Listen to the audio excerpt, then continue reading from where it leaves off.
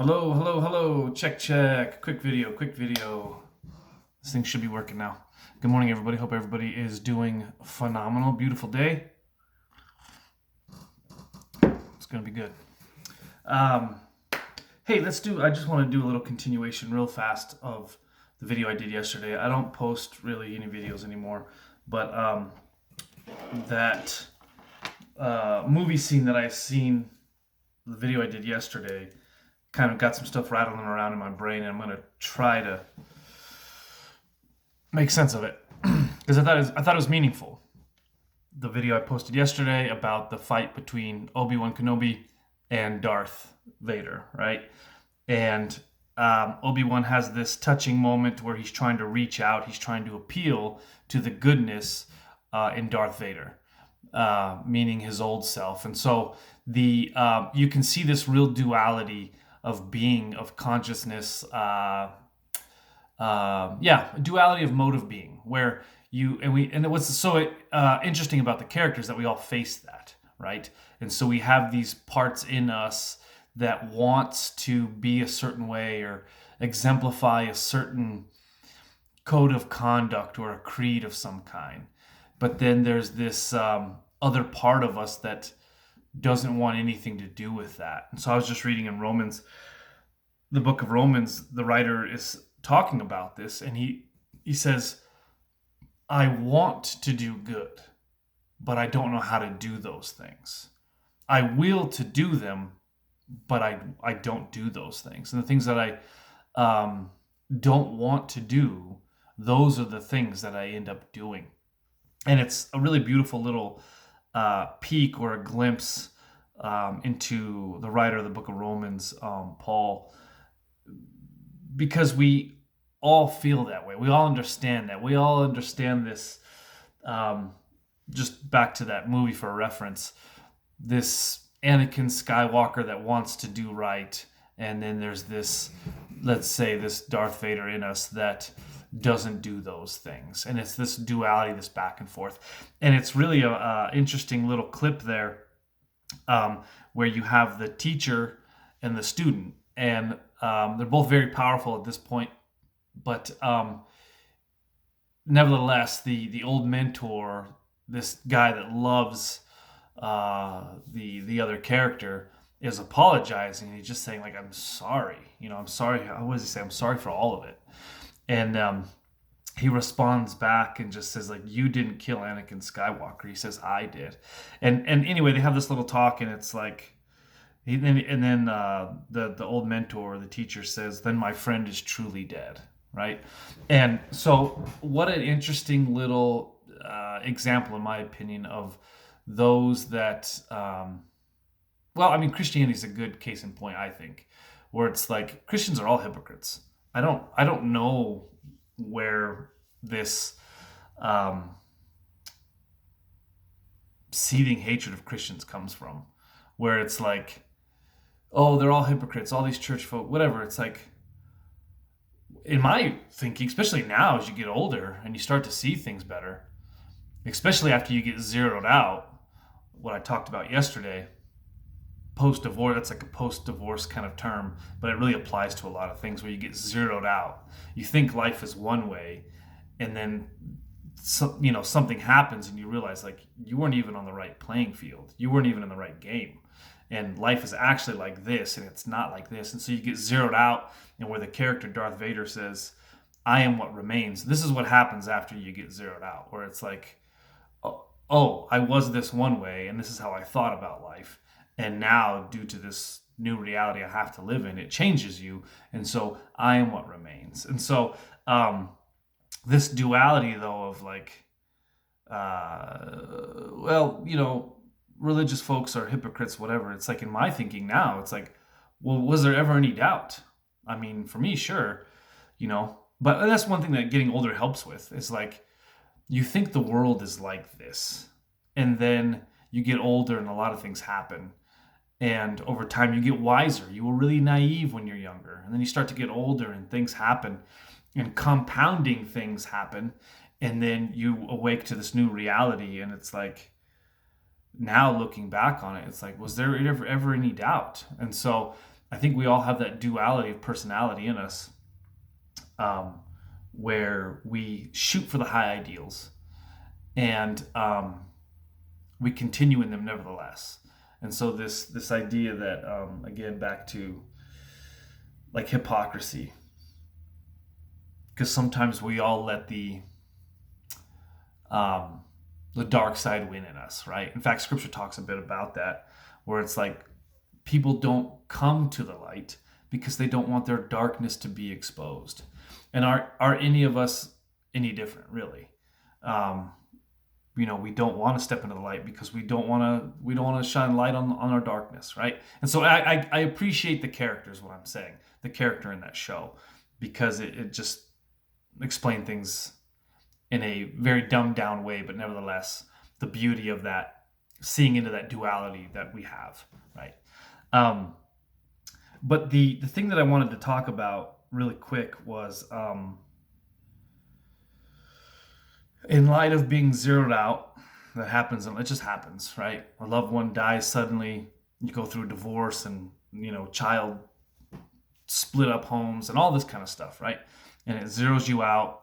And then that's where this part of you comes out, this I am what remains, and you're not as naive anymore. um, and then um, something that I find is very interesting for the Orthodox Church is that they're constantly greeting each other with this phrase, and it's also like a greeting, but then also like when people leave, um, they say to each other, "He is risen." So you greet somebody in the Orthodox Church, and you see somebody, and you come up and give each other a big hug, and you say, "Christ is risen," or "He is risen," right? And then the response back is, "He is risen indeed." And something that I find very beautiful about that, I met with a priest who's become a bit of a friend of mine.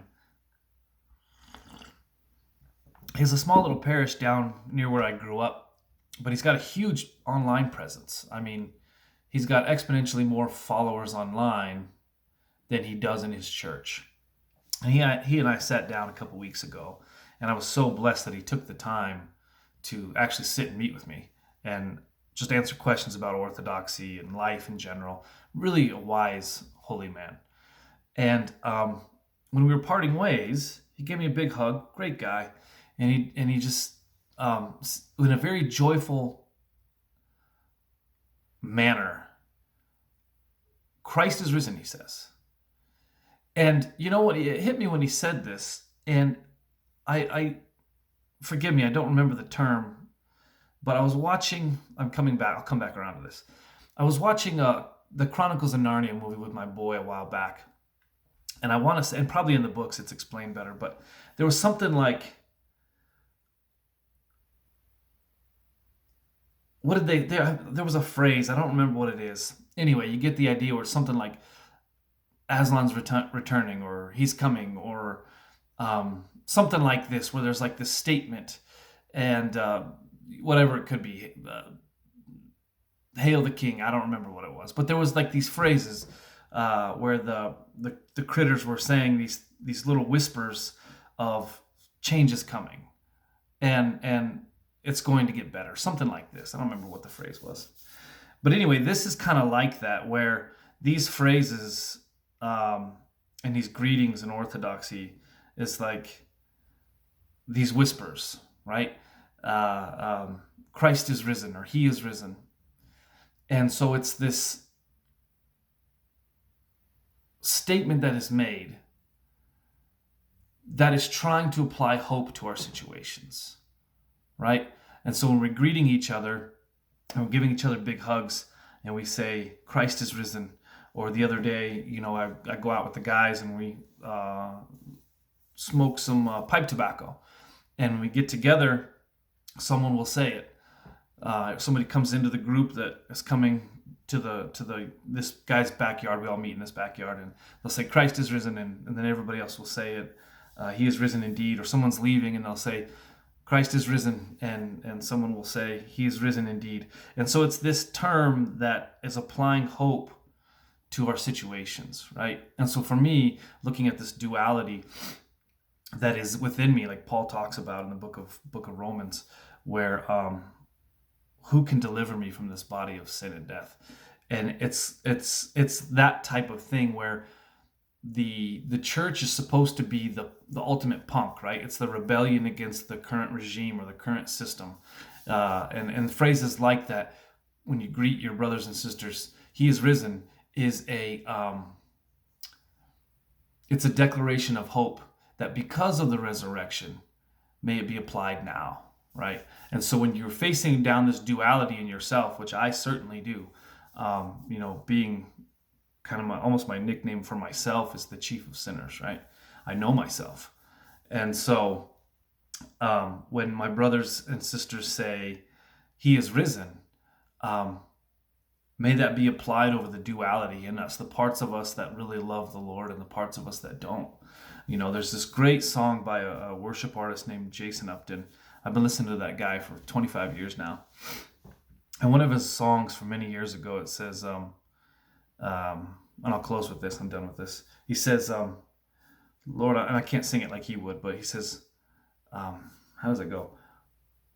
Anyway, the short of it is, Lord, I'm telling you I'll follow when I know I really won't.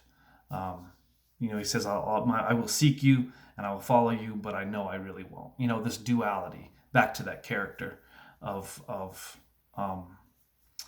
again, Anakin is gone, I am what remains. When you've given yourself fully over to your passions or your sins. But what's the hope in all of this is that Christ is risen, that He is risen. That's the hope in all of it, right?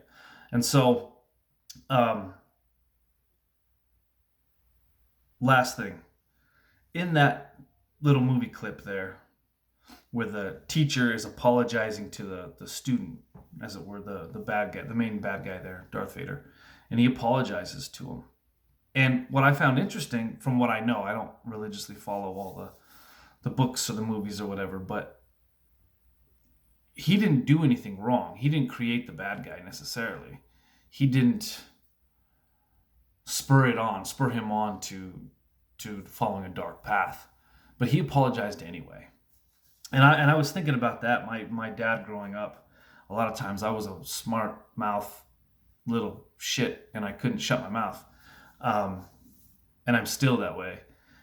But he would have come and apologized to me, even though I started it, right? And he really tried to bridge the gap there between us when I was a teenager growing up, like teens are, like they do. They rebel against their parents. And oftentimes I'm the one who caused the issues. And he came and apologized to me. I don't know if that's right or wrong, or psychologically if that's right or wrong or not. But I can see and recognize how he always tried to reach out and appeal to the goodness that's available in me, right? Just like in this character scene. And I really think that those are the people we need to surround ourselves by, the people that see the good side of us in our duality, in our duplicity, in our split minds of right and wrong and good and evil. The people that can see through the exterior, as it were, like the Darth Vader mask, and see inside of that, like in the show, and they can see the person that's inside of there, and they are calling that person out, the part of you that loves to be righteous, the part of you that loves to be loving, the part of you that loves to be neighborly, the part of you that loves to be exemplary and follow a good character and a good path. Those are the people that we need to be surrounding ourselves with. In my opinion, the ones that come along and just affirm in you that He is risen, right? And calling that out. I think that's beautiful. Anyway, go watch that little clip. Find it on the internet where they fight, and it's just a great little back and forth. I thought it was really beautiful. That's all. That's it. I don't know. That was a lot, but just some things that have been rattling around in my brain. He is risen.